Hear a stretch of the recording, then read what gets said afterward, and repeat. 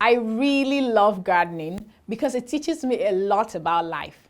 Today I was looking at one of the flowers I planted right outside my window and I tried to remember how it started.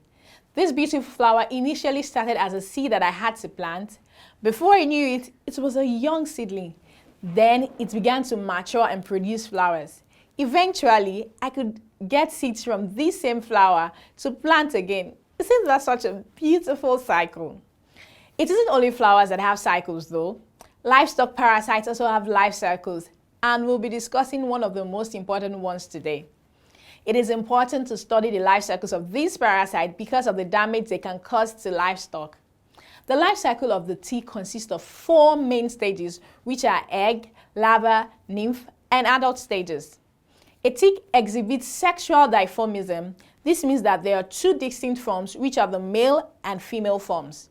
The female tick sucks blood from the host to the point where it becomes engorged, that is completely full, and then it drops from the host, lays its eggs, and dies. These eggs eventually hatch into a larva, which is the second stage in this life cycle.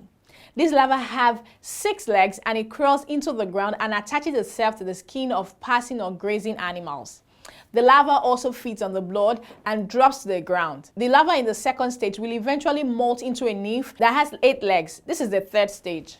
The nymph crawls and attaches itself to another host. It feeds on the host like all the others and drops to the ground. In the fourth and final stage of the life cycle of the tick, the nymph finally molts into an adult which attaches itself to another host. If the adult is a female tick, it inserts itself into the body of the animal and directly sucks its blood. Remember the first stage, how the female tick sucks the blood and then lays eggs? If it happens to be a male though, it doesn't suck the blood. Instead, it falls on the ground, lays its eggs and dies, and the whole cycle is repeated. It's also important that you know that the stages of development of a tick depend on the type of tick, and we have several types. This is directly related to the method of transmission. What do I mean? In a host tick like Buphilos decoloratus, all the stages of its life cycle are completed in one individual host. It doesn't feed on different hosts like the others.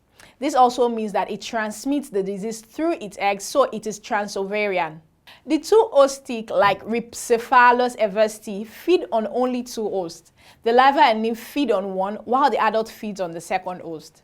The 3 host tick like Ixodes ricinus and Blyphoma, the larva feed on one host, the nymph feeds on another host, and the adult feed on the final host. This means that the 2 host and the 3 host ticks transmit disease by infecting their different hosts. See you in the next class.